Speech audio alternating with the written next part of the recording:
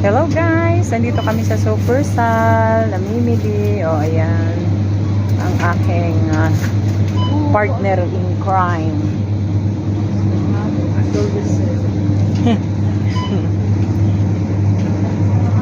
Partner in crime. Saan ka namimili dito yung cheese na, ano ba yung masarap? Ano na yun? Yung, basta cheese siya. Yung, ano na yun, sabi mo? Cheese, ano yun, ano yun? Hindi, yung dati na siyang na ano. Walang, anong pangalan yun?